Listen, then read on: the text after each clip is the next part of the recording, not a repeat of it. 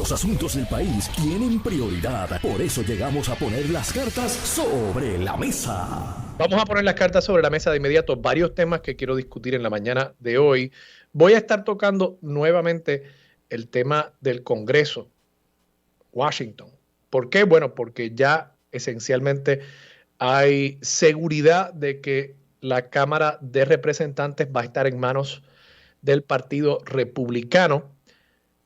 Ya tienen 217 votos confirmados según el New York Times. Le haría falta solamente uno al Partido Demócrata.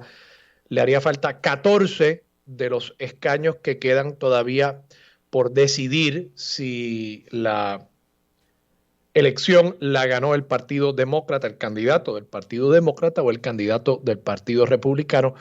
Y es muy poco probable, ya básicamente imposible, que esas 14 contiendas que quedan se decidan a favor del Partido Demócrata. Por tanto, ya esencialmente está asegurada la mayoría republicana en la Cámara de Representantes. Vamos a estar hablando sobre eso y sobre otras lecciones, particularmente con ya también la decisión en la elección en Arizona de la gobernación, en la que Katie Hobbs gana, demócrata, gana la gobernación del estado de Arizona, y la candidata Kari Lake, que era una candidata que negaba la realidad de la derrota de Trump en las elecciones del año 2020 y que había planteado que nunca más perdería un republicano en ese estado. O sea, se estaba posicionando como alguien que facilitaría las victorias republicanas a futuro en el estado de Arizona, un estado decisivo en las últimas elecciones. Ella fue derrotada. Hablamos sobre lo que eso significa para la política estadounidense. Hoy día en que además el presidente Trump, ex presidente Trump, se proyecta estará haciendo un anuncio sobre su ya sería tercera campaña por la presidencia, por la Casa Blanca. Veremos si en efecto esta vez gana.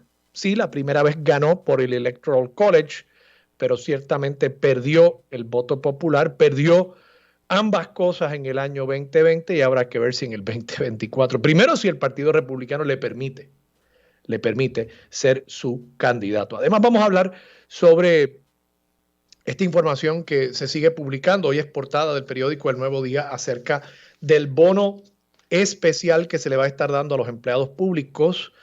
La mayoría de los empleados públicos, 98.270 funcionarios, van a estar recibiendo básicamente $3,000 y unos 9.452 trabajadores afiliados a la Unión Servidores Públicos Unidos. Esa unión apoyó el plan de ajuste de la deuda y por tanto, conforme al plan de ajuste de la deuda, se le concedió una especie de trueque, una especie de negociación, un bono adicional por el haber apoyado el plan de ajuste de la deuda, así que ellos van a estar recibiendo $11,360. Está bueno eso. Son buenos esos chavitos. Vamos a hablar sobre algunas de las reacciones que han planteado distintos líderes, incluso líderes obreros que no están contentos con esta determinación, y economistas acerca de esta medida. Pero primero, quería comenzar con una noticia que salió el miércoles pasado. No me había dado tiempo porque estas noticias no es que sean particularmente importantes, pero son noticias que ocasionalmente nos tenemos que sentar o a reírnos o a llorar ante las cosas en las que insiste el gobierno, en las que insiste el gobernador, en las que insisten algunos funcionarios de la administración. Y es que el director de la Autoridad de Puertos, Joel Pizá, dijo la semana pasada en una actividad donde se estaba firmando un contrato de arrendamiento con la empresa Roosevelt Roads Aviation Services, que por lo visto es una subsidiaria de Vieques Airlink. Es un contrato para ofrecer servicios de mantenimiento, reparación y revisión de aviones en el aeropuerto regional José Aponte de la Torre de Ceiba, antiguo aeropuerto de la base Roosevelt Roads. A la vez que estaba firmando este contrato con Vieques Airlink, de Vieques, el próximo paso es llevarnos a Marte. Sí, Joel Pizá, director de puertos, ha vuelto a insistir en que Ceiba podría convertirse en no un aeropuerto, sino en un astropuerto. Ustedes recordarán que había hace un tiempo, creo que era en Lajas, un señor que estaba construyendo. No sé incluso si ese señor era el alcalde de Lajas. A mí no me sorprendería nada ya de los alcaldes en este país. Pero había alguien que estaba construyendo un omnipuerto allá en el municipio de Lajas para recibir a los extraterrestres. Bueno, pues acá, en Ceiba, en el otro extremo del país, está el director de puertos preparando un astropuerto para no recibir visitas del más allá, sino para enviar personas a el más allá.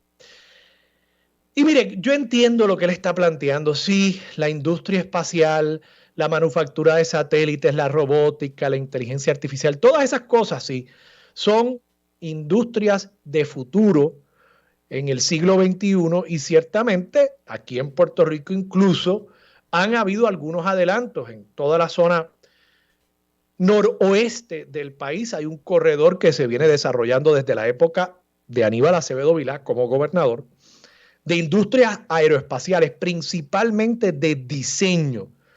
Esas empresas han reclutado montones de ingenieros puertorriqueños de Mayagüez y también ingenieros de otras partes del mundo y se han localizado en Puerto Rico, en parte por ese ecosistema que ya existe, pero también por la disponibilidad de mano de obra diestra, con grandes conocimientos, bien entrenada en la Universidad de Puerto Rico, recinto de Mayagüez, y además por los beneficios contributivos que concede la autonomía fiscal que tiene el Estado Libre Asociado de Puerto Rico. Gústele o no a quien le guste, ¿verdad? Esa es la realidad. Y hay un corredor de esas empresas de servicios aeronáuticos y aeroespaciales en el noroeste del país, pero de nuevo, principalmente enfocado en diseño. También está el proyecto de Lufthansa Technik en Aguadilla, en Reimi, y ese es un proyecto de reparación de aviones, remozamiento, mantenimiento de aviones de una empresa internacional inmensa como lo es Lufthansa Technik. Y eso fue una apuesta también a la industria aeroespacial y aeronáutica en Puerto Rico. Y yo no tengo objeción específicamente a que Puerto Rico haga apuestas importantes. Esto incluso se le llama en inglés un moonshot. Es un proyecto que es tan ambicioso que podría darse como no podría darse. Yo no tengo problema con que Puerto Rico aspire a grandes cosas. Sí tengo problema con que gobierno tras gobierno, ya cuántos años han pasado desde que se fue la Marina de Vieques y luego de Ceiba. Yo creo que ya estamos rondando el 20º aniversario de ese hito en la historia de Puerto Rico. Pues si ya llevamos 20 años y yo he escuchado, y ustedes han escuchado, de cuánto plan fantasioso se le ha ocurrido a funcionarios gubernamentales con los terrenos de la base Roosevelt Roads en Ceiba, y sigue esencialmente en un pleno deterioro esas instalaciones porque planteamos unas utopías, planteamos unos proyectos fantasiosos o planteamos unos proyectos que están tan y tan lejos de poder materializarse que los mangó bajitos que deben haber ahí, oportunidades para desarrollo económico comunitario, para proyectos autogestionados, para el uso de instalaciones existentes que si no se usan se siguen deteriorando. Esas cosas se ponen a un lado porque seguimos soñando con pajaritos preñados. Y ahora estamos soñando con cohetes preñados. Dice Joel Pizá, que no van a ser cohetes, van a ser, no hay verticalidad, dice Joel Pizá. Van a ser básicamente aviones que despegan y el lanzamiento posteriormente se hace desde los 40,000 pies de altura. Entiendo yo que será un avión que carga un cohete o algún tipo de nave espacial en su lomo y cuando llega a cierto nivel de altura, pues de ahí en adelante se dispara el cohete o la nave espacial. Pero de nuevo, todo eso suena muy bonito, igual que sonó bonito. Ustedes recordarán cuando a principios de la administración de Ricardo Rosselló hubo un funcionario de esa administración que dijo que Disney World estaba pensando establecer un parque temático en Roosevelt Roads. Y así por el estilo nos han seguido vendiendo estos cuentos chinos. Y ahora es un cuento marciano. Y al final del día, lo posible continúa siendo detenido por lo perfecto o por lo muy improbable. Y yo quisiera ver que un funcionario gubernamental a cargo de Ceiba dijera, bueno, ¿qué realmente se puede hacer aquí? ¿Qué se puede hacer aquí en los próximos 5, 10, 15 años? No de aquí a 20 años, no en una apuesta muy poco probable, sino realmente qué se puede hacer aquí. Yo estoy seguro que en Puerto Rico, miren que los desarrolladores y que el gobierno se queja de que si los permisos y bueno, pues aquí hay una base que podría ser un área de planificación especial donde se le podrían dar proyectos importantes a desarrolladores, donde se podría utilizar la infraestructura existente para desarrollar una comunidad de retiro, por ejemplo, para personas que quieran venir de afuera y retirarse en Puerto Rico trayendo consigo su capital, sus pensiones y establecerse en Ceiba.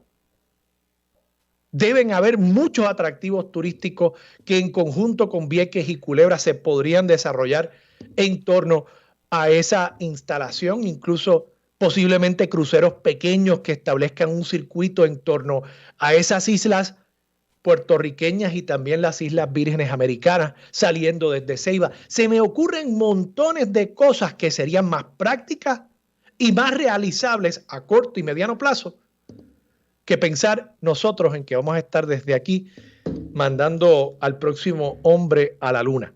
Pero así estamos en el gobierno de Puerto Rico soñando precisamente con la luna cuando realmente hay muchas otras cosas. Primero, no digo que no soñemos en grande, digo simplemente que empecemos por lo pequeño y vayamos construyendo hacia lo más grande, pero no. Aquí siempre tratamos de dar el batazo, tratamos de pegar el cuadrangular y finalmente nos ponchamos. Hablemos un poquito sobre lo que está pasando en el Congreso. Como les dije, ya 217 votos tienen asegurados los republicanos. Quedan 14 escaños, los demócratas tienen 204, quedan 14 escaños que están sin decidirse. Pero para que el Partido Demócrata logre la mayoría, requeriría que ellos ganasen esos 14 escaños y eso es muy poco probable. Por tanto, probablemente durante el día de hoy ya sabremos si la Cámara de Representantes efectivamente, yo creo que ya lo sabemos, pero lo sabremos a ciencia cierta si el Partido Republicano logra ese escaño adicional. Ya están en 217 y con 218 ya tendrían la mayoría en la Cámara de Representantes. En el Senado, pues evidentemente el Partido Demócrata retiene su mayoría y podría incluso sumarle un voto adicional en la medida en que Georgia, donde habrá una elección el 6 de diciembre, también le dé la reelección a Raphael Warnock, que es el senador actual por el Partido Demócrata.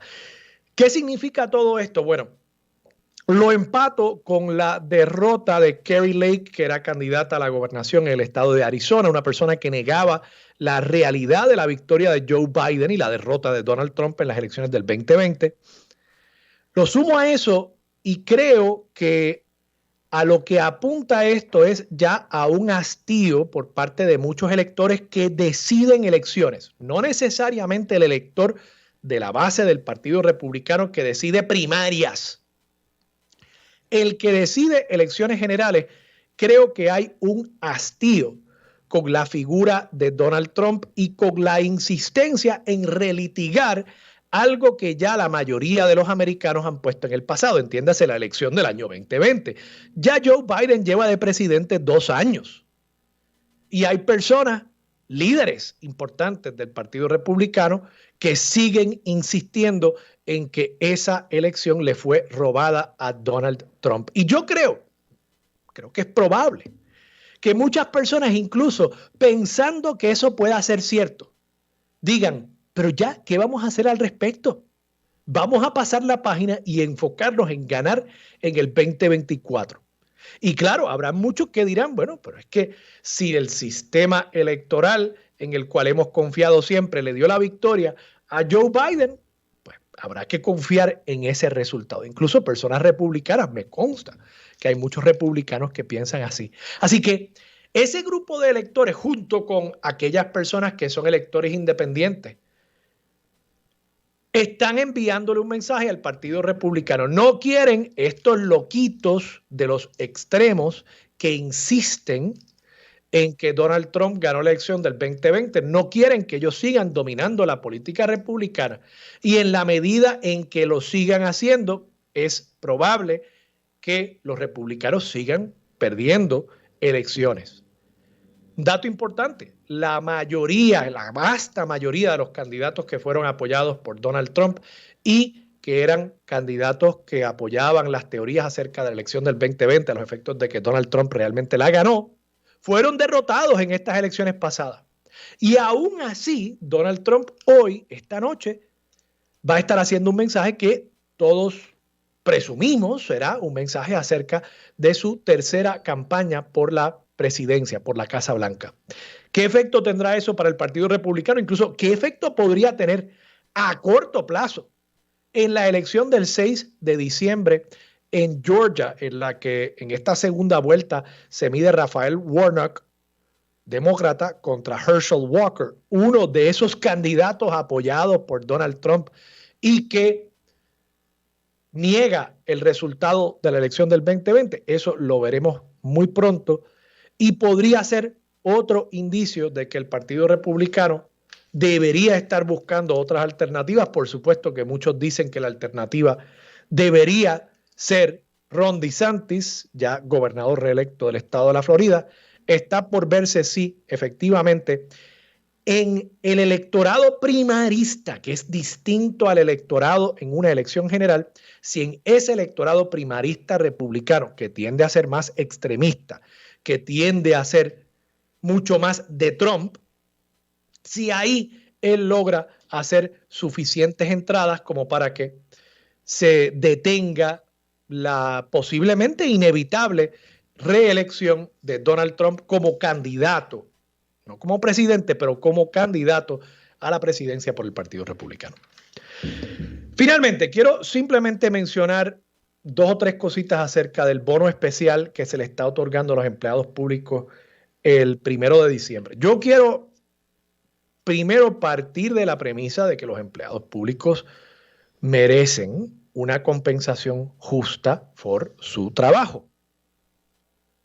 Y que sin duda los empleados públicos han tenido que hacer muchos sacrificios. Ahora, eso no quiere decir que los empleados del sector privado, que los contribuyentes, que la gente que trabaja por cuenta propia, que los empresarios pequeños y medianos en Puerto Rico, eso no quiere decir que todas esas otras personas no han tenido que hacer sacrificios también. Yo les recuerdo a mis amigos radioescuchas y a los empleados públicos y a los empleados del sector privado que durante la pandemia, cuando se decretó el 15 de marzo, aquí las empresas privadas votaron a medio mundo. Aquí el desempleo subió dramáticamente. Muchos meseros perdieron sus trabajos, no sabían qué iban a hacer. Sí, después recibieron algunas ayudas, pero esa precariedad en la que vivieron muchos trabajadores en Puerto Rico, nadie les ha compensado por ello. Y aquí muchos trabajadores han tenido que hacer sacrificios también.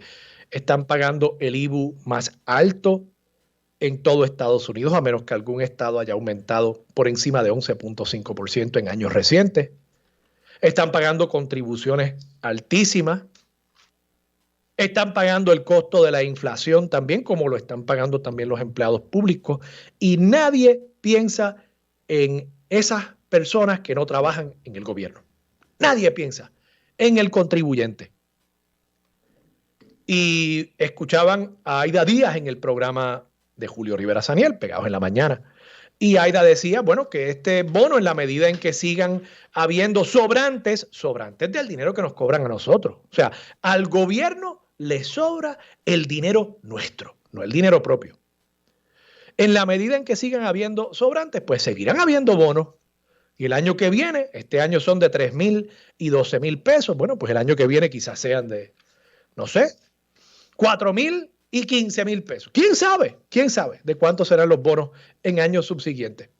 Pero yo le quiero plantear aquí a los amigos legisladores. Miren que muchos de ustedes roncan en contra de la Junta de Supervisión Fiscal. ¿Quién va a ser el valiente que hoy o mañana, el día que sea, cuando ustedes quieran, ustedes pueden radicar el proyecto cuando ustedes quieran? ¿Quién va a ser el que radique el proyecto para bajar el IVU? Y que la Junta les diga que no, pero si ustedes han hecho eso en muchísimas instancias, si sabemos que van a haber más sobrantes y que esos sobrantes van a seguir convirtiéndose en bonos y que el dinero que está sobrando es el que le sacan del bolsillo al contribuyente, bueno, pues responsablemente alguien debería decir, pues vamos a acabar con esos sobrantes, porque no puede ser que le sigan sacando el dinero al bolsillo del contribuyente para dárselo a los empleados públicos. No puede ser. No puede ser. Máxime cuando se acaba de hacer un plan de compensación y retribución y de clasificación nuevo que se supone que compensa a los empleados públicos correctamente por su trabajo. ¿Quién es el valiente? Esa es la pregunta que dejo sobre la mesa. Vamos a la pausa. Regresamos con Marilú Guzmán y mucho más de Sobre la Mesa por Radio Isla 1320. Los asuntos de toda una nación están sobre la mesa. Seguimos con el análisis y discusión en Radio Isla 1320. Armando Valdés, esto es Sobre la Mesa.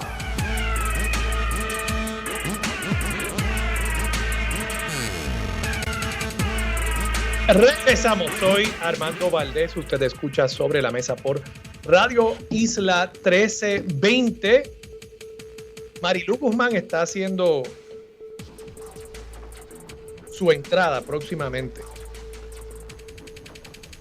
Ya está subiendo por el ascensor. Yo sé que los ascensores en el edificio de la Administración de Terrenos, que es donde está Radio Isla, son un poquito complicados. Pero ya le dije que le iba a estar planteando este tema de los bonos a empleados públicos y quiero simplemente redondear el punto para cuando ella llegue y se siente en la mesa inmediatamente pasarle el micrófono. De nuevo, yo entiendo que los empleados públicos merecen ser compensados correctamente. Para eso yo entendía que se estaba trabajando un plan de clasificación y retribución que iba a elevar la compensación de los empleados públicos a niveles que compitan con los salarios en el sector privado, a saber si realmente en el sector privado los salarios son más altos que en el público. Por ejemplo, a los maestros en las escuelas públicas históricamente se le ha pagado más que a las maestras y maestros en los colegios privados. Y definitivamente que ahora, con los aumentos que hubo este año, seguramente están recibiendo una compensación mayor que la mayoría de los maestros en colegios privados. Entonces, se justifica este bono a partir de que han habido una serie de sacrificios que han hecho los empleados públicos. Y al hacer ese planteamiento en contestación a la pregunta, pero ¿y por qué no se bajan las contribuciones o por qué no se distribuye de otra forma que incluya la totalidad de los contribuyentes este alegado sobrante? Al contestar, ¿es que los empleados públicos se han sacrificado? Pues se está diciendo que los empleados del sector privado, que la gente que trabaja por cuenta propia, que los retirados, de paso. Mi mamá no paga planilla porque ella solamente recibe un cheque del Seguro Social. Pero ¿saben qué? Ella también se ha sacrificado. Ella paga el 11.5% del IVU. Ella no es empleada pública. Ella no va a recibir este bono. Y este bono está saliendo de su bolsillo. Entonces, decir, me parece una insensibilidad que los funcionarios estén diciendo, pues es que los empleados públicos han hecho sacrificios. Bueno, pues es que todos hemos hecho sacrificios. Todos los contribuyentes en Puerto Rico han hecho sacrificios. E insisto, si tanto hemos querido roncar contra la Junta de Supervisión Fiscal y enfrentarlos para 20 cosas, hemos querido enfrentar a la Junta para cualquier recorte a el gasto público. La legislatura ha querido enfrentarla con proyectos de ley, con resoluciones, con protestas. Pues ¿quién va a ser el que hoy o mañana o pasado mañana presente el proyecto de ley para bajar el IVU? Un punto. Vamos a bajar el IVU en un punto, a 10.5%. Y que la Junta les diga que no.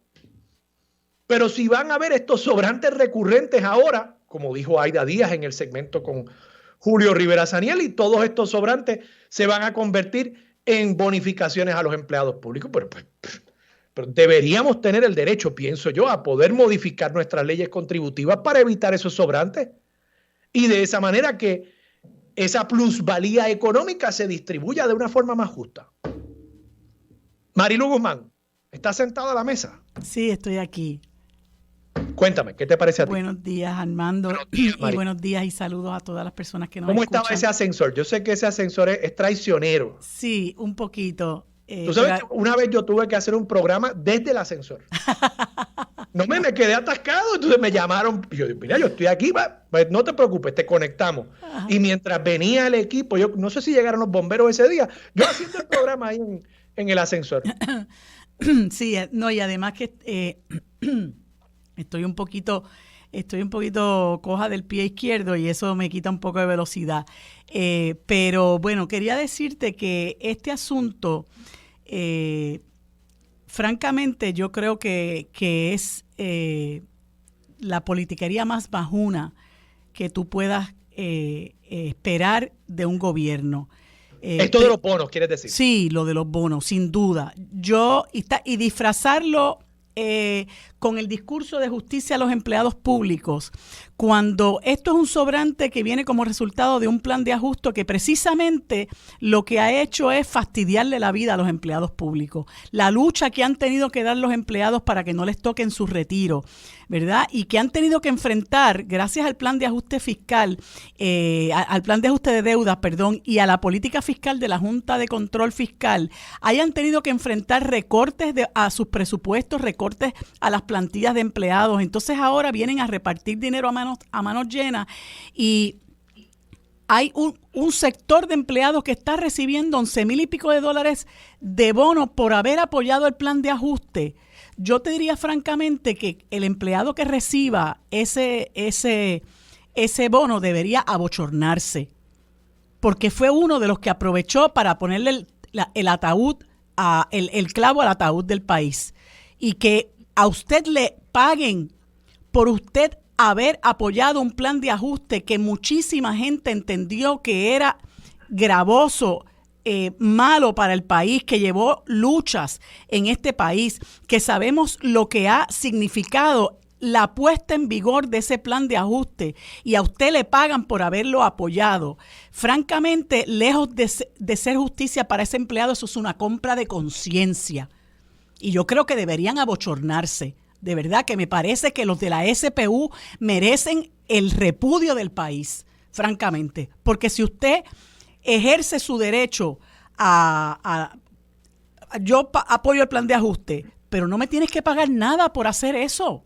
Dale lo mismo a todo el mundo. Es más, utiliza de ese dinero para contratar empleados.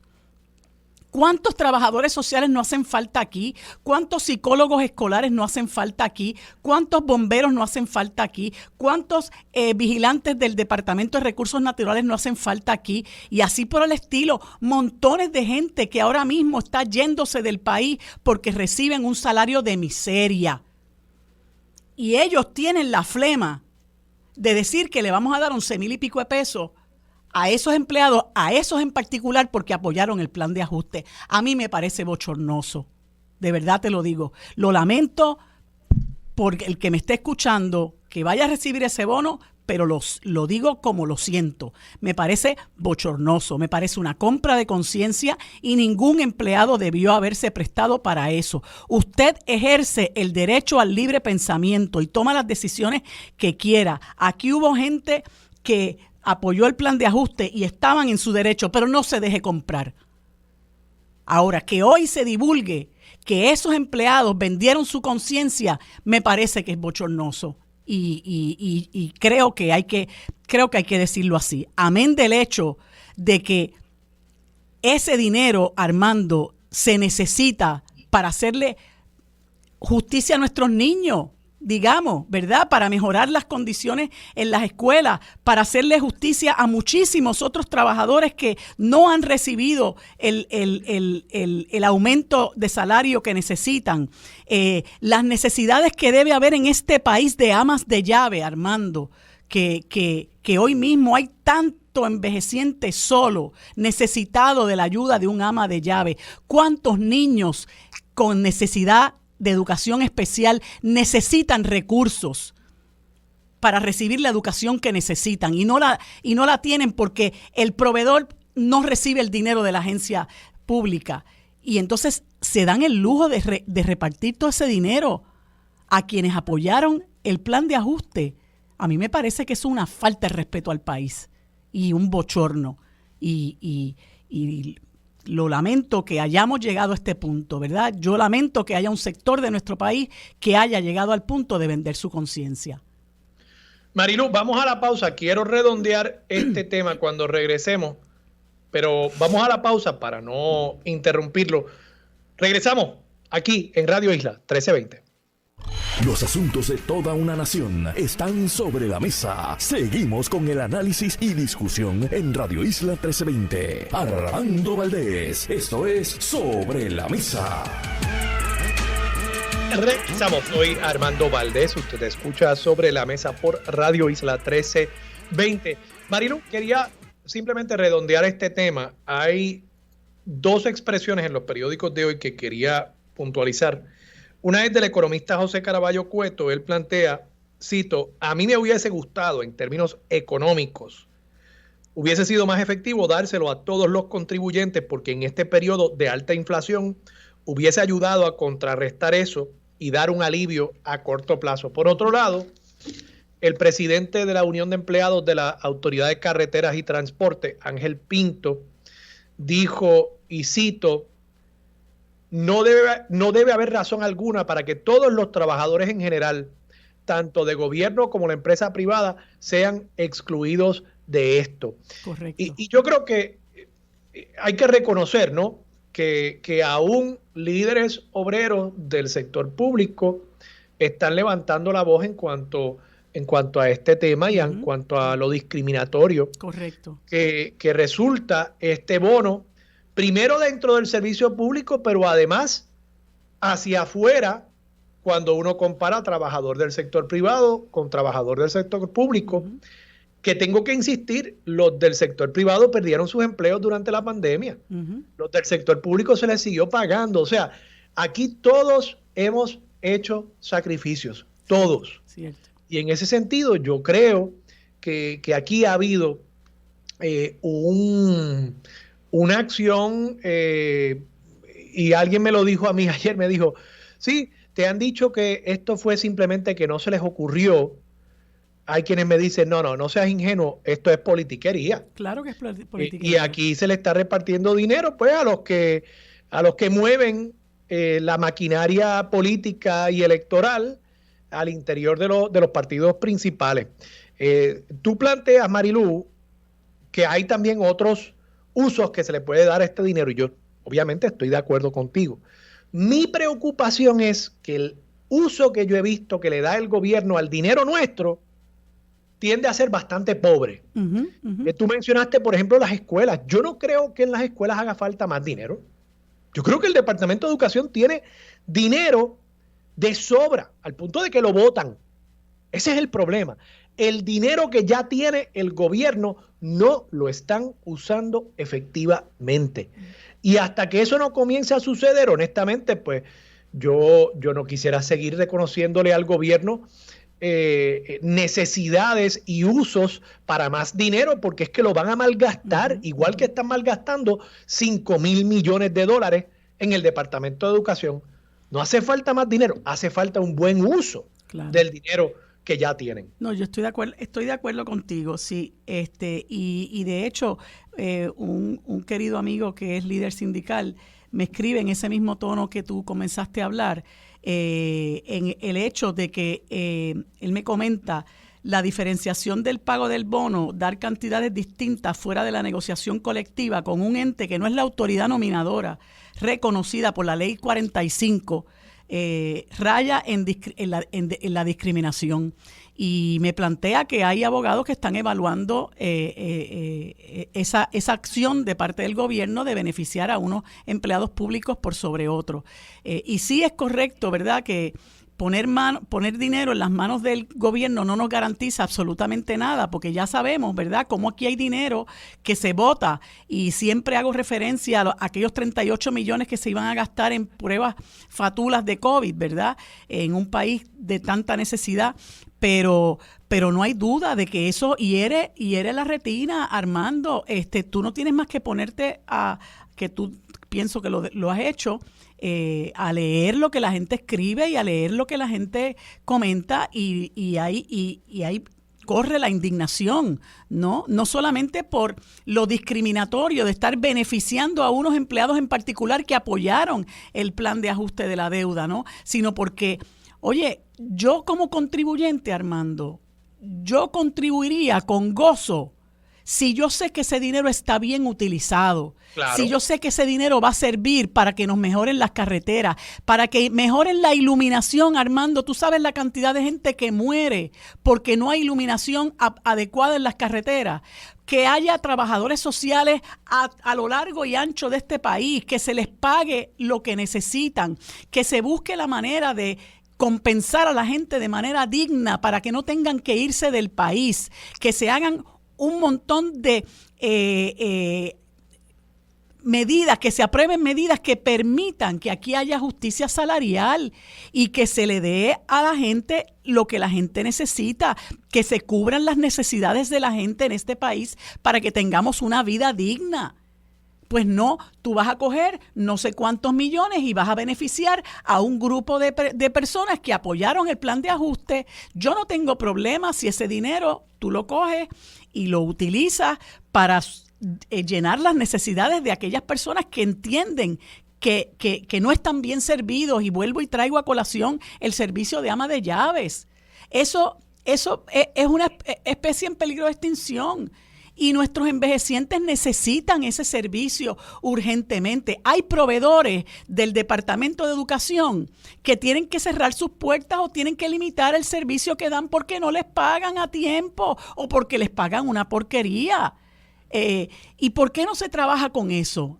Y entonces Pierluisi sale muy orondo, ¿no?, a dar el caretazo y a decir, estamos haciendo justicia salarial. No está haciendo justicia salarial nada, no está haciéndole justicia salarial a los empleados. Eso es un bono que usted lo va a recibir una sola vez, pero vamos a analizar la naturaleza de ese bono, por qué se da a quien se le da y la cantidad que se da. Me parece que tanto la Junta de Control Fiscal como el gobierno de Pierluisi les faltan el respeto al país, porque ellos deciden lo que les da la gana. Cualquier cosa afecta el plan fiscal. Ahora mismo están en contra de que se aprueben los proyectos para cancelarle el contrato a Luma porque eso afecta el plan fiscal. Pero no hay problema en que Wayne Stensby se gane 1.2 millones al año y 26 o 22 vicepresidentes se ganen 600,000 pesos cada uno. Eso no afecta el plan fiscal. Entonces uno dice, nos siguen cogiendo de tonto.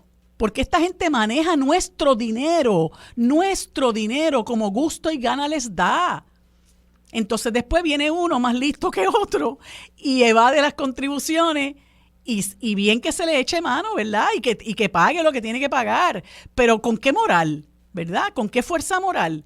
Si ustedes utilizan el dinero para beneficiar una clase, ¿verdad? Y aquí hay una casta que privilegiada, ¿no? Que vive otro tipo de vida por encima del resto de los mortales. Y uno de ellos es el gobernador, ¿no? Que lógicamente, y como ya hemos visto, vive en una burbuja, tiene una realidad muy particular, le molesta que haya carros destartalados en la carretera y no entiende que esa es la realidad de muchos de estos compatriotas puertorriqueños que no van a tener acceso a ese bono posiblemente. Ese es el problema que tenemos. Pero sí, cuando tú hablas de que el dinero tiene que utilizarse como corresponde, esa es otra parte del problema también. Marilu, el caso de Kevin Fred, tú lo has estado siguiendo.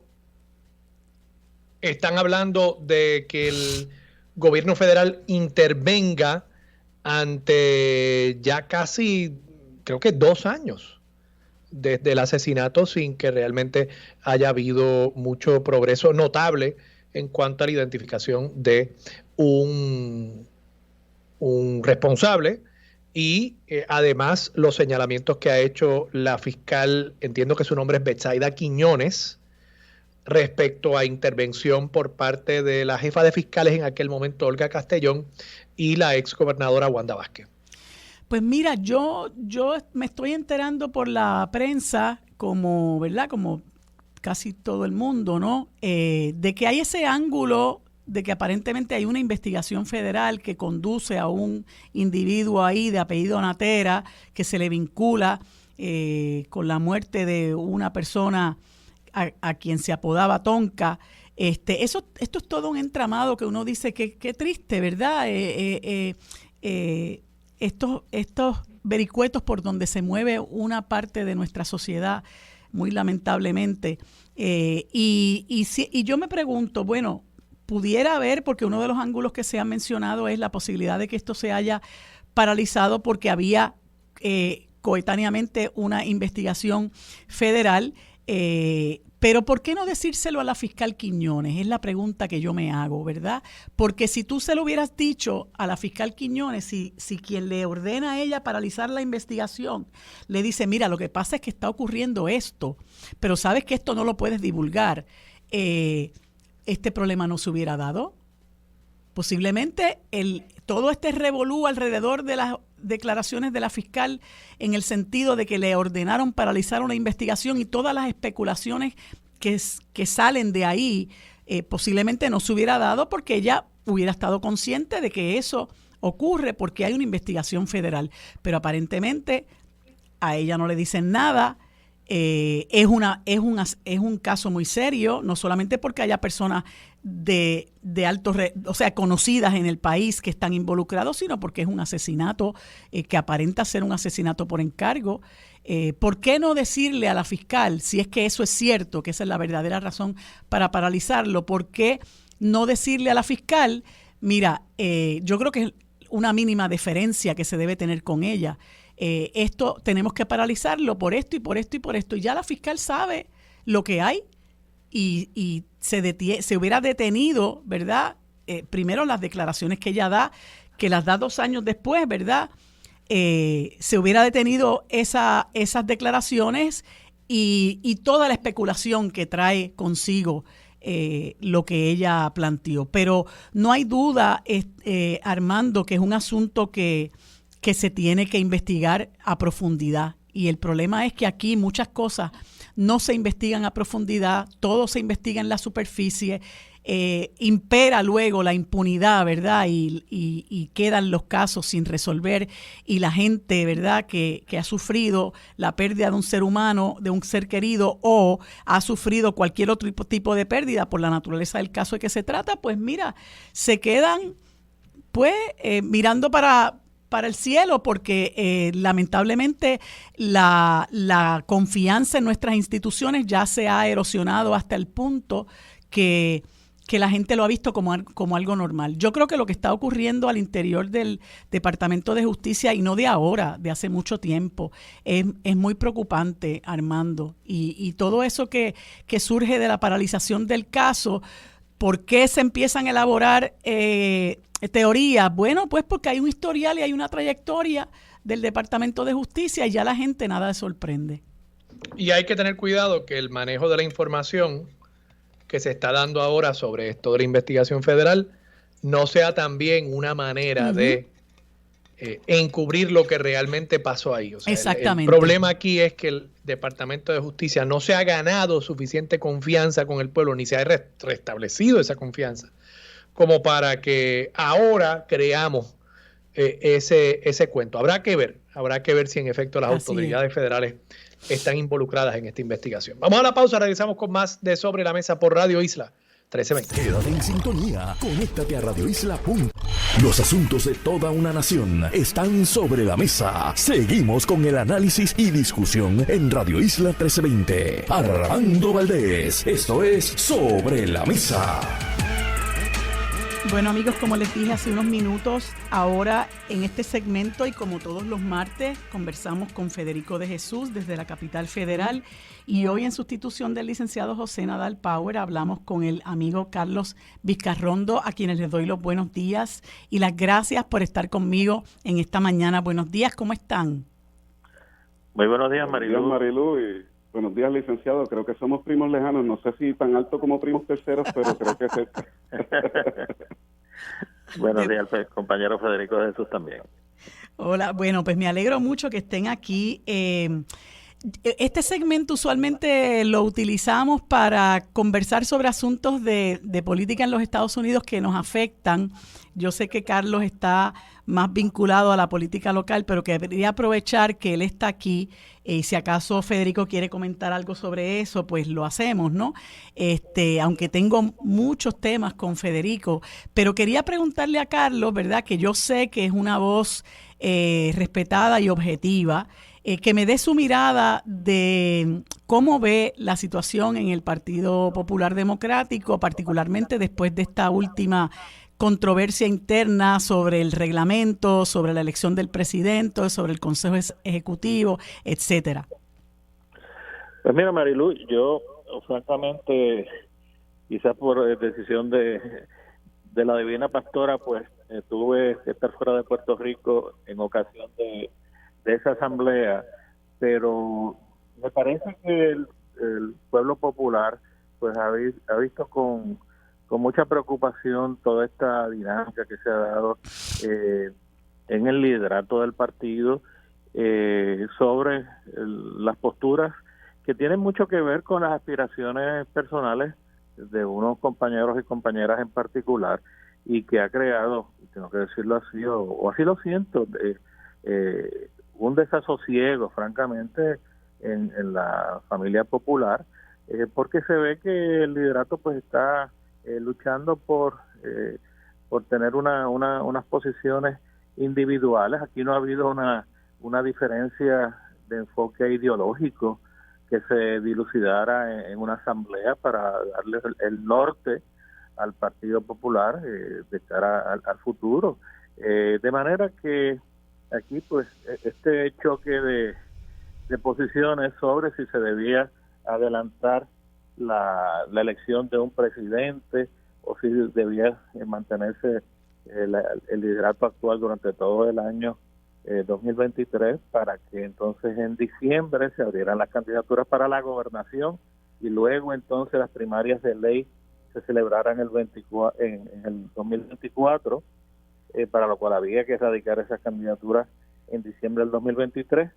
Pues me parece que finalmente la sangre no llegó al río, porque se decidió entonces, entre comillas, unánimemente, pero todos sabemos que habían unas posturas disímiles que iban a chocar en esa asamblea, y pues se decide para el 7 de mayo del próximo año pues hacer una votación abierta en que participen todos los populares para elegir un nuevo presidente. Pero te tengo que reiterar que pues me parece que durante todo este proceso de meses, porque esto ha tomado meses, pues ha dejado un mal sabor en la militancia del Partido Popular. Creo que lo positivo fue que se lograron sí unas enmiendas de reglamento, un comité que había estado por casi un año trabajando para ampliar las posiciones en la Junta de Gobierno y darle participación a otros sectores de interés dentro del partido. Yo creo que ese aspecto pues resultó positivo. Okay. Federico, yo no sé si tú quieras comentar algo sobre eso o pasamos al tema central que nos ocupa, que obviamente es el resultado de las elecciones de medio término. Yo usualmente no comento sobre temas domésticos políticos en la isla, pero creo que vale la pena por lo menos decir que aquí lo importante siempre fue que se le prometió a los populares que iba a haber una elección abierta para presidente como hubo en el 94, como hubo en las primarias del 2020, y decirle a los populares que tenían que esperar un año para que una asamblea que no es por primaria de los populares estable, yo creo que es una victoria que eso se haya descartado, y de acuerdo con el resto del análisis del amigo Carlos Vizcarrón. Bueno, y ahora quería preguntarte, Federico, o escuchar más bien, ¿qué opinión te merece esto que parece ser ya el resultado de las elecciones de medio término, de que los republicanos se quedarán con el control de la Cámara de Representantes, los demócratas con el control del Senado? ¿Qué te parece en términos de que, bueno, la vez pasada cuando hablamos era el día de la elección, pero la ola roja esa que supuestamente arroparía el proceso pues no ocurrió, y se atribuye al hecho de que muchas mujeres salieron a votar, muchos jóvenes salieron a votar, gente que quizás se le considera independiente también. No sé cómo tú lo analizas. Pues ahora, mientras estamos hablando, el Partido Republicano tiene 217 escaños y le falta uno para obtener la mayoría.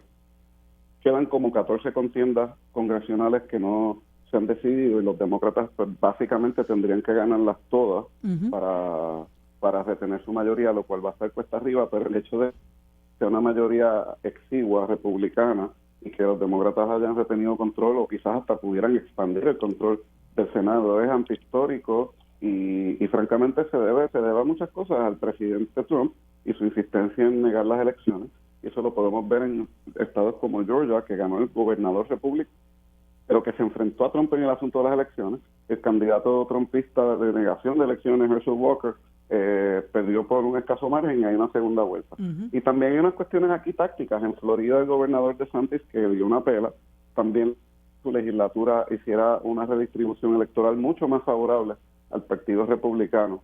Y en el estado de Nueva York, que la gente me decía que yo estaba loco por decir que había que estar pendiente de Nueva York, bueno, pues allí los republicanos 5 escaños congresionales, porque hubo un tribunal que decidió que la redistribución de la legislatura era inconstitucional, hizo una redistribución en un estado tan demócrata, mucho más justo el problema. En un estado que tú haces las cosas de manera justa, pero en otras que las haces desbalanceadas, pues eso te descuadra. Y la cuestión del dinero en el Senado, que no se ha reportado lo suficiente. El comité de reelección de los senadores republicanos, liderado por el republicano Rick Scott de Florida, en un momento dado en septiembre, tuvieron que quitar dinero del aire en muchas contiendas senatoriales claves, porque se les acabó el dinero. Y eso fue algo que a Mitch McConnell porque tras que tenemos, o ellos tienen, tuvieron candidatos, como él mismo dijo, que no eran de la mejor calidad, pues hubo un desfase ahí en la cuestión del dinero, cosa que usualmente no le suele suceder a los republicanos. Y los demócratas también tuvieron una situación, y eso les pasa por estar coqueteando con la gente de cripto, que Sam Bankman-Fried, el fundador de FTX, que perdió $16 mil millones en el crash de cripto, le había prometido al Partido Demócrata una serie de fondos que al final no salió. Él sí invirtió en muchas contiendas congresionales, y se esperaba que iba a venir con mucho dinero y no vino. Entonces, pues de nuevo, esto del dinero pues no necesariamente cobra todos los titulares, pero son las cosas tácticas que determinan, y yo creo que al final el pueblo de Estados Unidos decidió que sus derechos activos y democráticos eran más importantes que una inflación temporera, que obviamente no le echaron la culpa a Biden como querían los republicanos. ¿Te acuerdas que hablamos el martes pasado sobre eso, verdad? Que el pueblo estadounidense se encontraba en esa disyuntiva, si realmente iban a votar mirando, ¿verdad?, lo que ha representado la inflación para sus bolsillos, cuando también derechos adquiridos por mucho tiempo, con mucha lucha, con mucho sacrificio, también estaban en juego, ¿verdad? Y eso indudablemente tuvo mucho que ver. Entonces te pregunto, para luego escuchar la opinión de Carlos, de materializarse eso que se entiende que es un control de los republicanos de la Cámara de Representantes versus un control del Senado de parte de los demócratas. Claro, para muchos de nosotros es muy importante que se mueva el asunto del estatus, y parecería que de eso ser así, a lo mejor caemos en un estado de inmovilismo, ¿verdad? De inercia con relación a ese tema. Eso es muy posible. Yo sigo insistiendo por la información que tengo y por las dinámicas que se están dando, ahora más que se proyecta ya más claramente una victoria, aunque mínima, republicana en la Cámara, que el ahora de la mayoría Steny Hoyer va a forzar o tratar de forzar una votación en diciembre con el proyecto de estatus, tratando de torcer brazos dentro de su delegación para poder saldar esa cuenta, ya que el año que viene la voz de la mayoría. Y eso sigue latente. En términos, obviamente, de acción legislativa concreta, pues eso el Senado no lo va a atender, y el año que viene pues empezaríamos desde cero con una mayoría republicana que, pues, si vemos los datos, solamente 8 de los republicanos de la Cámara coauspician el proyecto de estatus de la comisionada residente y Steny Hoyer y Nida Velázquez, y de eso ninguno votó en la comisión a favor. De hecho, todos los republicanos votaron en contra, y la comisionada residente le dijo racistas a sus correligionarios republicanos. Yo creo que ella tiene un trabajo enorme para convencer a esta delegación. Ella trajo a Bruce Westerman, lo llevó a Puerto Rico después del huracán Fiona, así que se están haciendo unos acercamientos. La comisionada hizo campaña por Ron DeSantis, y muchos de los republicanos que corrieron diciendo cosas pues en contra de las elecciones, racistas, pero ese es su partido, y esos son los que ella tiene que convencer para la terminación de Puerto Rico, algo que no le va a ser fácil, pero ella tiene acceso a muchísimas estrategias y recursos que estoy seguro que servirán. Sí, entonces, dado ese panorama que, ¿verdad?, que no luce muy alentador para aquellos que realmente entendemos, aquellos y aquellas que entendemos que Puerto Rico debe, ¿verdad?, moverse en alguna dirección, salir de esto que llamamos el ELA, salir de este estado de inmovilismo, pues lógicamente, si a los estadounidenses no les importa mucho eso, les importaría si acá en Puerto Rico realmente generáramos una correlación de fuerzas que ayudara a mover el tema, ¿no? Que los estadounidenses vieran, caramba, mira, los puertorriqueños están creándonos una situación terrible con esto de que son una colonia, y nosotros somos el país de la democracia y las libertades.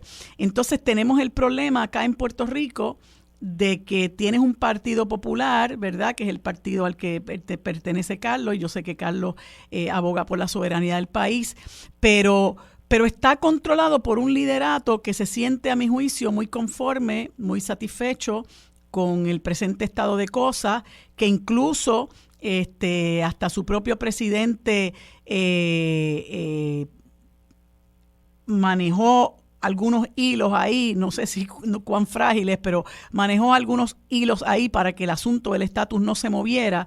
Y en ese sentido, pues esta situación ahora con el nuevo Congreso en los Estados Unidos les debe resultar deben estar muy satisfechos con eso.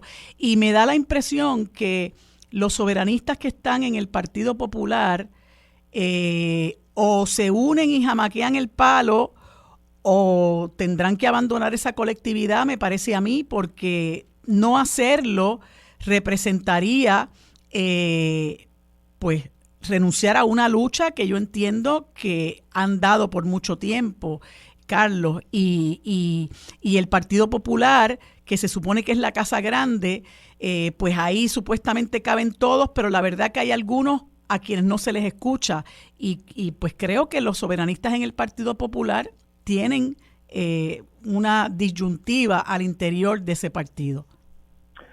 Bueno, mira, Marilu, me parece que por la expresión que ha hecho el compañero Federico Jesús sobre los resultados de las elecciones de medio término en los Estados Unidos, dándole el voto mayoritario al Senado, en el Senado norteamericano, al Partido Demócrata, y muy probablemente al Partido Republicano en la Cámara de Representantes, pues se hace bien difícil que el tema del estatus se vaya a retomar en el próximo Congreso. Siendo ello así, pues eso va a crear un detente dentro del Partido Popular Democrático y de su liderato en torno a la posición que deben asumir de cara a alternativas de estatus descolonizadoras. Como tú bien señalas, pues yo he sido consistente por años en pertenecer a un sector ideológico dentro del Partido Popular que aspira a mover al Estado Libre Asociado del 1952 a los tiempos presentes y futuros mediante una relación de libre asociación, un pacto verdadero de libre asociación entre los Estados Unidos y Puerto Rico. Y hemos sostenido que la posición oficial de la colectividad desde 1990 es de un Estado Libre Asociado no colonial y no territorial.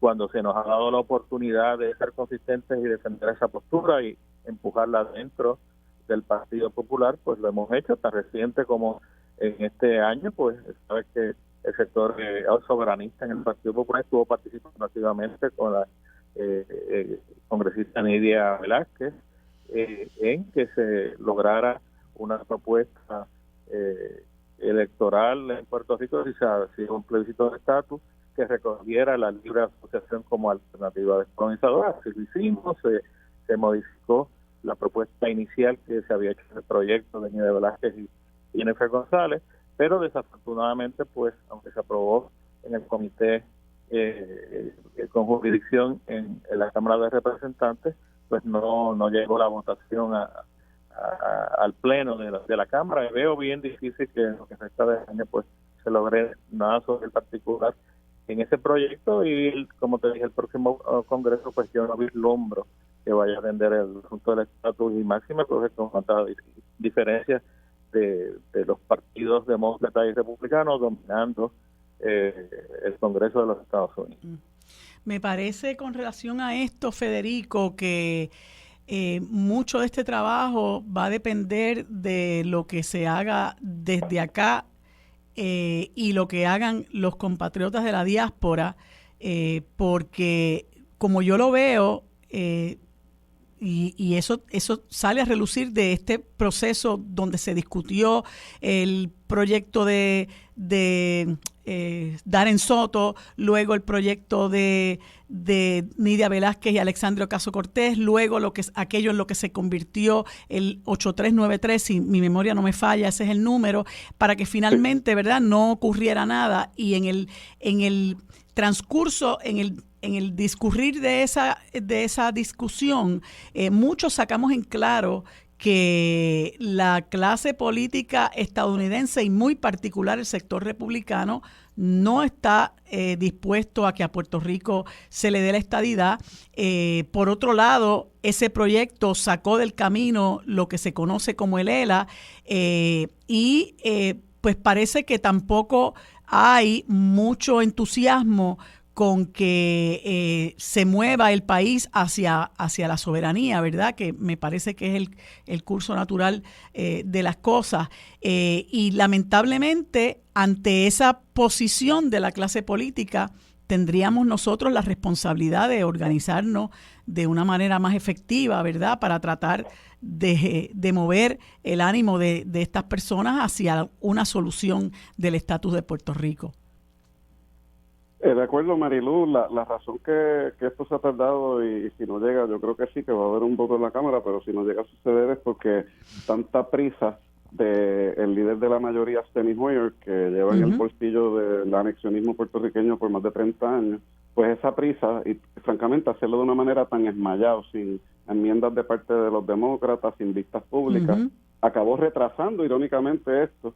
Y yo estoy de acuerdo contigo, en la legislatura del 67% en Puerto Rico hay proyectos para una asamblea constitucional descolonizadora, inclusiva, que se debe de impulsar, y honestamente este proceso también debe de alentar a la gente a participar. La diáspora en realidad fue la que llevó la voz cantante en el proyecto de ley original de Nidia Velázquez y Alexandria Ocasio-Cortez, con la participación mínima de los partidos políticos en Puerto Rico, pero en realidad eso fue un esfuerzo de la diáspora, y creo que no se puede esperar por los partidos de Puerto Rico para llevar las luchas sobre estatus y otros temas como las leyes de cabotaje y otros, y el desaliento que algunos pueden sentir porque no va a haber un proyecto congresional que resuelva el estatus, debe de servir de aliento para impulsar otras iniciativas de la reconstrucción de mayor poder para Puerto Rico en términos de sus propios asuntos. Y la descolonización no es un día que llegue en el apocalipsis, eso se lucha todos los días en varios frentes y yo creo que este es el momento de activarnos con la diáspora y con movimientos de sociedad civil en Puerto Rico que no están esperando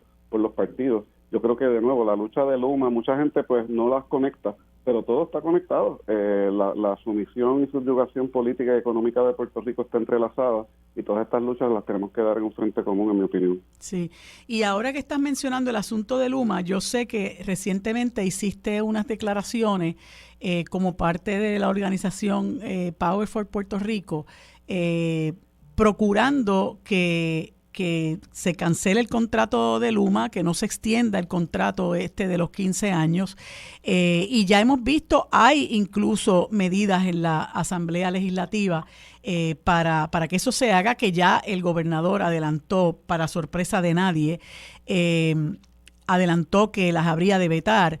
Entonces me gustaría saber, a la luz de eso, Federico, ¿qué podemos hacer nosotros desde aquí y desde allá para combatir el que ese contrato se extienda, que es un contrato malo para el país? Creo que todo el que lo ha estudiado lo sabe y hemos sufrido, además de eso, un servicio ineficiente y 7 aumentos de tarifa. ¿Qué expectativas tenemos nosotros desde aquí y desde allá? Pues mira, de nuevo, gracias por mencionar la actividad que estamos coordinando para la conferencia de Somos, que siempre trae actores políticos, legisladores estatales de Nueva York. Aquí estuvo la secretaria de Justicia y la gobernadora de Nueva York, y varios legisladores y concejales municipales estatales de Nueva York se unieron a activistas de Puerto Rico para exigir que no se renueve el contrato de Luma y utilizar la plataforma, ¿verdad?, de esos políticos de Estados Unidos para presionar a sus congresistas para que hagan lo mismo, y un llamado a la diáspora que tumben el cuadro de la Fortaleza y de sus congresistas pidiéndole que llamen al gobernador y que no renueve el contrato. Y hay esperanza, por más terco que hayan sonado las expresiones de Fortaleza, la realidad es que hasta que no se reestructure la deuda, el contrato mismo dice que la extensión de los 15 años no puede entrar en vigor, así que cualquier extensión a corto plazo que el gobernador intente hacer ahora el 30 de noviembre va a chocar con la realidad de que no se ha reestructurado la deuda de la Autoridad de Energía Eléctrica, así que eso no acaba aquí, no podemos rendirnos, hay que obligar al gobernador a no renovarlo.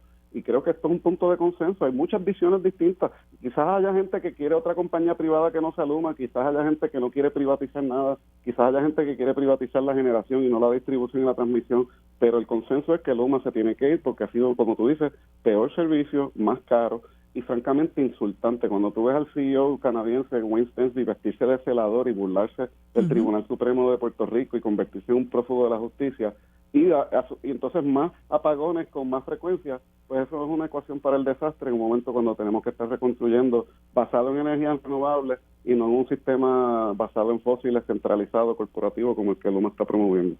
Carlos, en el poquito tiempo que me queda, ¿qué opinas tú sobre esta situación de Luma que tanto, ¿verdad?, tanta discusión ha traído en el pueblo?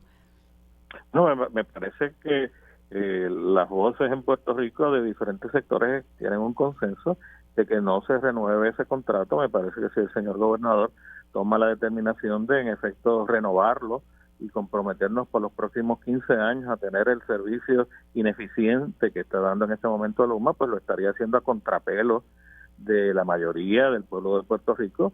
Vislumbro que eso puede tener un efecto negativo para sus posibilidades de reelección en el 2024. En este momento la postura de la Asamblea Legislativa, de sus lideratos en la dirección de tratar de ir por encima del veto del señor gobernador, se imparte esa negativa de hacer ley los proyectos que fueron aprobados por la legislatura popular para dejar sin efecto ese contrato al 30 de noviembre de este año. Y pues no han descartado, según lo han manifestado públicamente, el recurrir inclusive a los tribunales. Recuérdese que la Cámara y el Senado tienen 2 votos en el Comité de Alianzas de la Autoridad de Alianzas Público-Privadas, y habría que ver si el resultado de esa votación puede tener efecto de ser un veto para que se renueve ese contrato. Pero vamos, está sobre el tapete la posibilidad de ir sobre el veto del señor gobernador si lo imparte, y o ir a los tribunales para impugnar esa determinación. Bueno, vamos a ver qué ocurre. Tenemos que continuar luchando por ese esfuerzo. Gracias a ambos por estar conmigo en esta mañana. Seguimos conversando el próximo martes. Amigos, continuamos en unos segundos con Sobre la Mesa. Para discutir los temas sobre la mesa que impactan a todos los sectores del país, se une a la mesa el destacado geógrafo y especialista en asuntos internacionales, el doctor Carlos Severino. Bueno, amigos, como todos los martes, tenemos con nosotros al doctor Carlos Severino Valdés en nuestro segmento de política internacional, a quien le damos los buenos días y las gracias por estar un martes más con nosotros. Buenos días, Carlos, ¿cómo estás? Muy buenos días, Marilu, un privilegio estar aquí siempre los martes compartiendo contigo y con la radioaudiencia. Gracias. El privilegio es nuestro también. Bueno, Carlos, como siempre tenemos muchísimos temas, pero principalmente quería discutir contigo algunos que me sugieres. Por ejemplo, conversaciones que se celebran entre los Estados Unidos y Rusia en Turquía, que pues pudieran tener que ver con buscar el fin del conflicto entre Rusia y Ucrania. ¿Qué te parece a ti? Pues mira, es muy interesante porque la semana pasada hubo muchos acontecimientos muy interesantes y llamativos en el conflicto o alrededor del conflicto, vamos a decir. Primero, lo más que llamó la atención fue la misteriosa retirada del ejército ruso del área, ¿verdad?, de Jersón, del norte de Jersón, ¿verdad? Hay que dejar claro que los rusos solamente se retiraron de un 25% de Jersón. Con eso se incluye la capital. Gran parte de Jersón sigue en control ruso, ¿verdad? Y sobre todo la parte estratégica o geoestratégica, que es el área que está contigua a Crimea y que crea una zona de amortiguamiento para evitar, ¿verdad?, que el ejército ucraniano pueda llegar hasta Crimea, pues sigue estando intacta. Pero esa retirada, donde se esperaba realmente una gran batalla, donde iba a morir muchísima gente, pues no se dio, se retiraron y no se sabe bien, pero a partir de eso sabemos que ha habido reuniones importantes. La última de ellas, la última ronda fue en Ankara, en Turquía, y que se han estado reuniendo elementos distintos de los Estados Unidos, de las agencias de seguridad nacional y otros organismos importantes con los rusos.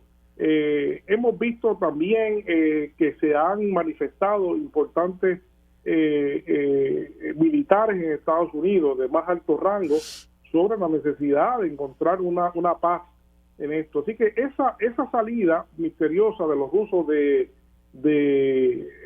ahí de Jersón, pues ha sido motivo de especulación o de hipótesis, vamos a decir, por parte de algunos observadores acuciosos, los cuales piensan de que es parte más bien ya de una concretización de algunos acuerdos para ir dándole a Ucrania algún tipo de concesión, ¿verdad?, para antes de sentarse en la mesa de negociación. Eso no lo sabemos, son simplemente hipótesis que se han planteado, pero de que se están reuniendo, de que los Estados Unidos ya por distintas vías, a través de los periódicos más importantes del país, han manifestado que hay que ir creando el ambiente con Zelensky para que deje la retórica de que no hay posibilidad ninguna de conversación. Pues eso ha cambiado, lo cual abre paso de que se pueda estar dando un proceso de pacificación importante, o por lo menos un alto al fuego en el futuro cercano. Yo espero, ¿verdad? Porque después de que 9 meses debería imperar la sensatez, y a mí me parece que también al interior de los Estados Unidos debe haber un clamor en el sentido de que un país que tiene muchísimos problemas en su interior esté invirtiendo tanto dinero en promover la guerra de otro país, ¿verdad? Me parece que ahí hay una contradicción muy grande, pero bueno, es la historia de los Estados Unidos, ¿no? Una historia belicista, pero me imagino que también hay un clamor al interior del país porque se haga algo para tratar de resolver el conflicto. Yo creo que tú tienes toda la razón con ese planteamiento. aunque se ha tratado de aplacar cualquier voz disidente, ¿verdad? Manifestación disidente, tú recordarás aquellos congresistas que se manifestaron hace unas semanas atrás muy contundentemente. Fue una carta muy contundente, muy clara, pidiendo la paz. Yo creo que eso es representativo de muchos sectores en el país que no encuentran razón ninguna para que el país esté alimentando ese fuego continuamente, suministrando armas, ¿no?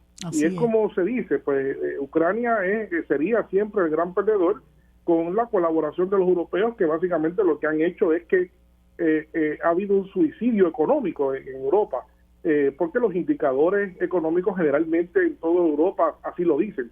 Pero Estados Unidos, aunque ha tenido también, igual que Rusia, pues grandes ganancias porque son vendedores de petróleo, pero también ha tenido problemas con la inflación, con la obligación de tener que aumentar el costo del dinero a través del aumento de los intereses que continúa. Así que son todos elementos que nos indican que esto que se pensaba pues se ha convertido en un dolor de cabeza para todo el mundo. Y que retrasa la recuperación y la normalización de las relaciones económicas en el planeta.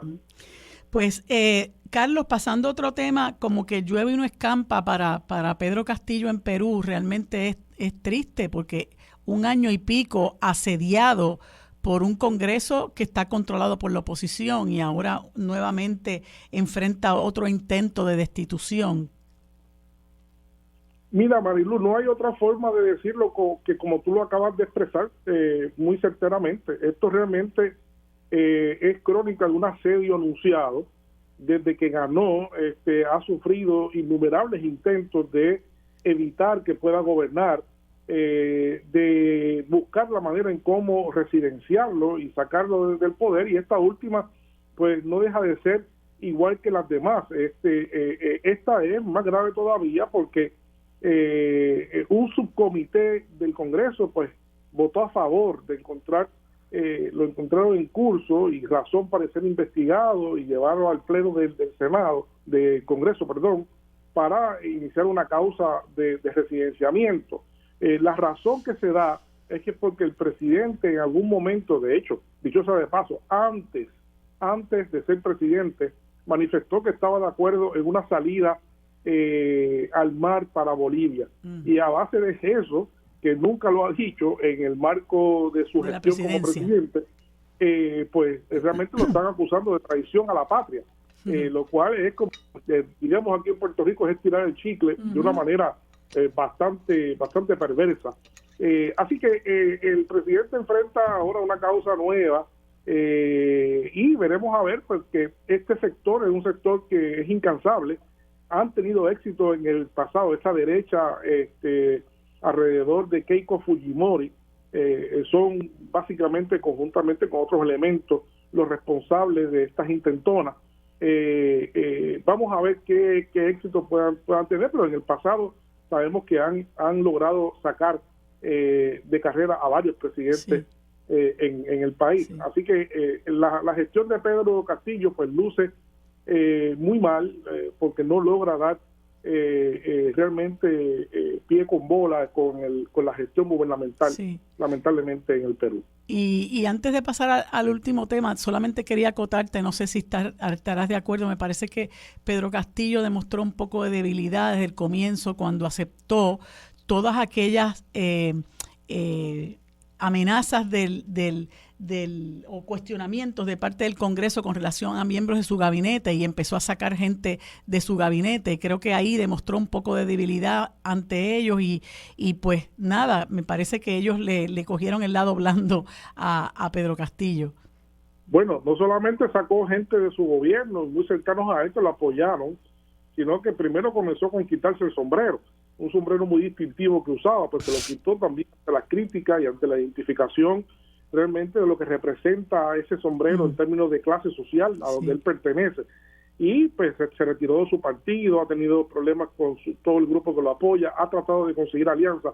En resumen, no solamente se trata de que ha habido los intentos del sector de Keiko Fujimori por sacarlo, sino que él también lamentablemente ha cometido también muchísimos errores. Muchos desaciertos, no ha logrado establecer realmente las alianzas correctas y crecerse en un momento como este, ¿no? Le ha faltado mucha calidad política, experiencia política, que no la tiene, que evidentemente no la tiene. Lamentablemente. Y entonces, por otro lado, alguien que sí tiene esa calidad política y está enfrentando, o también a esa derecha rancia, conservadora, desestabilizadora, que es la derecha de Bolivia, es Luis Arce, ¿no? Con este grupo que lidera Fernando Camacho, que gobierna la provincia de La Cruz, ¿cómo es? Santa Cruz. Santa Cruz. ¿Qué me puedes decir en el minutito que nos queda, Carlos? Mira, esto crea una muy mala expectativa porque no se puede evitar trazar algún tipo de paralelismo con lo que fue el proceso del golpe de Estado de 2019. Fernando Camacho fue parte protagonista del elemento golpista de aquel momento, y ahora pues gobernador de Santa Cruz. Bolivia, brevemente, es un país dividido, aunque no se visualiza así, es un país dividido geográficamente y en términos étnicos, ¿no? En Santa Cruz y alrededores se da la concentración máxima de los grupos blancos, ¿verdad?, de los grupos mestizos, que tienen gran poder económico, agrícola e industrial, y en el resto del país pues se da la presencia mayoritaria de los grupos originarios, los grupos indígenas, que se han organizado desde hace décadas alrededor del movimiento al socialismo, el MAS, y que son mayoría y están conscientes de eso, y se han convertido siempre en la fuerza poderosa.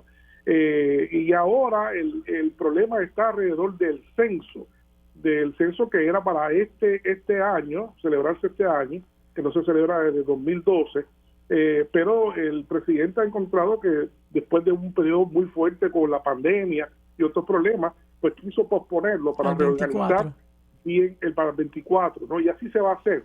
Y eso ha causado una serie de problemas, de huelgas y de encontronazos bastante graves en el país, y que ha puesto nuevamente la atención internacional en el proceso boliviano. Carlos, veremos a ver, pero me hacen seña de que tengo que cortar. Creo, para terminar, creo que eso es la nueva excusa que tiene la derecha para desestabilizar el gobierno de Bolivia, pero seguiremos conversando sobre esto porque creo que es un tema muy importante. Te agradezco, como siempre, tu participación en el día de hoy y nos veremos el próximo martes. Gracias, Carlos. Los asuntos de toda una nación están sobre la mesa. Seguimos con el análisis y discusión en Radio Isla 1320. Armando Valdés, esto es Sobre la Mesa. Bueno, amigos, en este último segmento conversamos con el economista Daniel Santamaría, director de investigación de la Organización Espacios Abiertos, a quien le doy los buenos días y las gracias por estar con nosotros en este último segmento. Buenos días, Daniel, ¿cómo te encuentras? Hola, muy buenos días, Mariluz. Muy bien, y agradezco enormemente también la posibilidad de participar en tu espacio. Como no, pues muy agradecida quedo yo también. Daniel, tengo entendido que ustedes celebraron una mesa redonda en la cual iban a discutir con economistas y analistas de política pública de la organización los hallazgos, conclusiones y recomendaciones de un estudio que se titula Nuestros dólares y sus datos, una mirada sobre el crédito por trabajo y el crédito por menor dependiente, con el propósito, ¿verdad?, de que ustedes de que se pueda discutir y delinear el efecto que ha tenido en la población ambos créditos, las oportunidades de nueva política pública y la inversión de recursos y dinero público. Eso es un tema muy interesante. Nos gustaría que nos hablara sobre esa mesa redonda. Pues mira, sí, ayer tuvimos la posibilidad de exponer a prensa, ¿verdad? Prensa especializada, el impacto de este estudio. Por primera vez, Espacios Abiertos tuvo acceso a aproximadamente 4 millones de observaciones de las planillas del 2019, 2020 y 2021. Es decir, para nosotros es bien importante el acceso a información pública para poder proponer y hacer recomendaciones de política pública basado en evidencia empírica. Y esa información nos permitió hablar de distintos temas y sacar distintas conclusiones. La primera es que definitivamente el programa del crédito por trabajo tiene un efecto en la pobreza en Puerto Rico. Perdón, el asunto es que debemos ser muy cautelosos a la hora de hablar del asunto del umbral de la pobreza tal y como lo define el gobierno federal. Es decir, la pobreza tiene dimensiones muy complejas. Nosotros nos gusta utilizar más el término inseguridad económica. Esas inseguridades económicas no vienen, las personas no las sufren por eventos particulares, sino es un asunto sistémico que nos afecta a todas y a todos y a algunos sectores de la población más vulnerables mucho más que a otros. Y aunque pudimos constatar que efectivamente la dotación del crédito por trabajo que este año en Puerto Rico, recordemos que desde que se aprobó la ley ARPA, aquí el crédito por trabajo en la reforma del 2018 se financiaba con $200 millones a nivel local y con la ley ARPA tuvo un aumento de 600 millones en fondos federales. Es decir, que teníamos un impacto de 800 millones para atender esta inseguridad económica de miles de trabajadoras y trabajadores y familias en Puerto Rico y después también para tratar de enfrentar uno de los problemas endémicos en Puerto Rico, que es la baja tasa de participación laboral en la isla.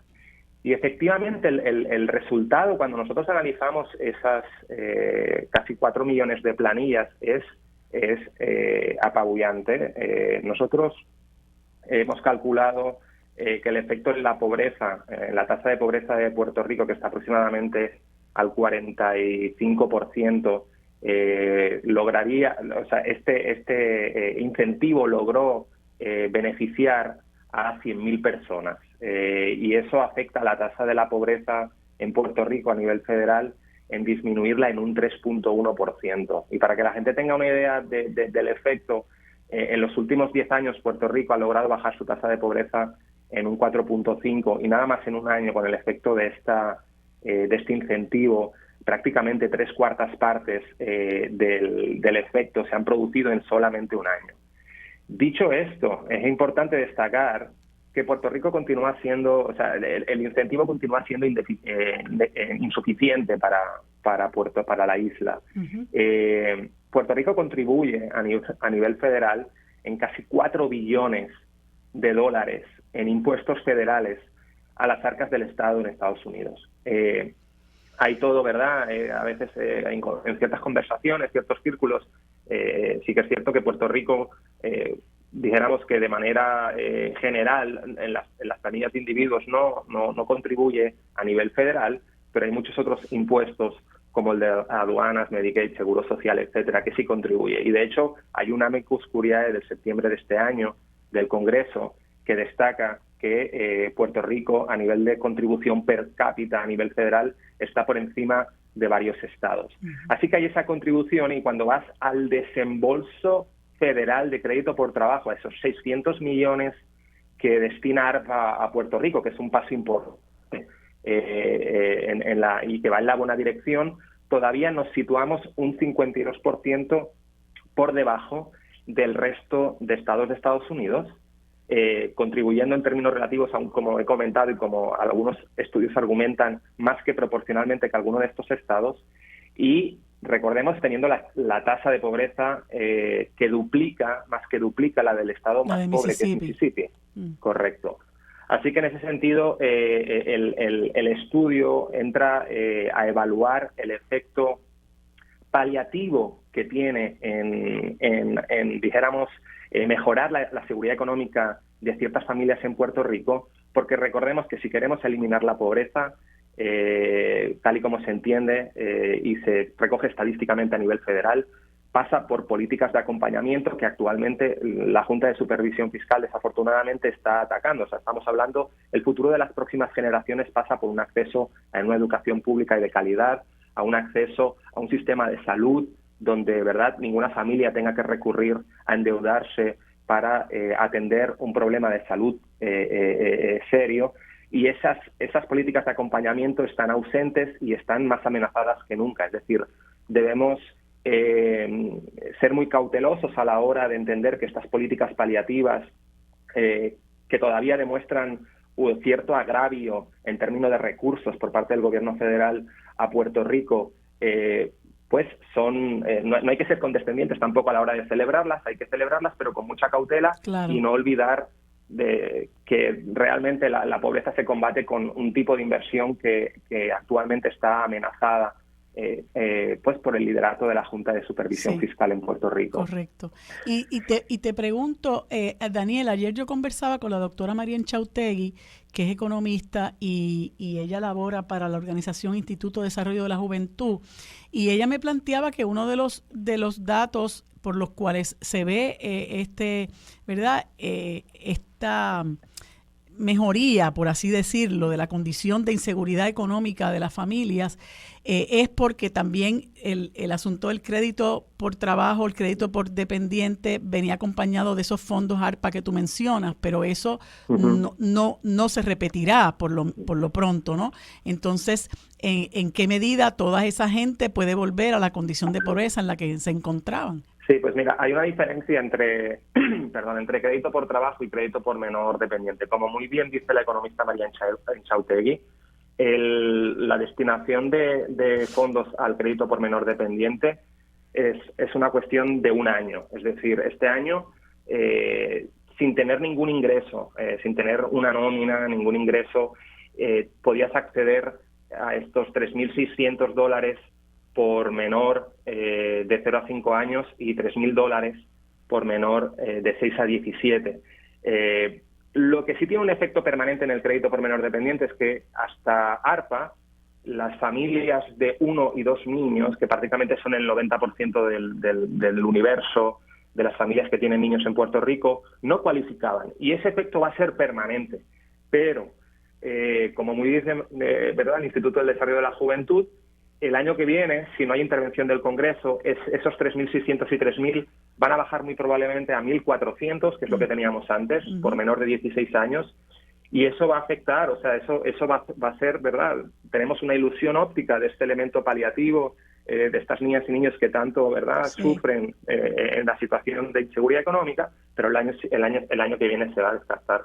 Eso, si no hay intervención del Congreso, pues no va a continuar. El crédito por trabajo es distinto. La asignación de $600 millones es permanente, según la ley ARPA, para los próximos años. Así que, sin verdad, y vuelvo otra vez con el asunto de prudencia, entendiendo que es un efecto paliativo, que la pobreza o la inseguridad económica se debe atacar con estas políticas de acompañamiento. Claro. Estos 600 millones van a seguir de manera permanente durante los próximos años. Bueno, Daniel, se me acaba el tiempo. Muchísimas gracias por estar con nosotros. Gracias por tu aportación. Seguimos dándole, ¿verdad?, mirada a este tema que es muy importante. Amigos, hemos terminado por hoy el programa Sobre la Mesa. Gracias por su sintonía. Nos vemos y nos escuchamos mañana. Lo próximo es Mili Méndez en Dígame la Verdad.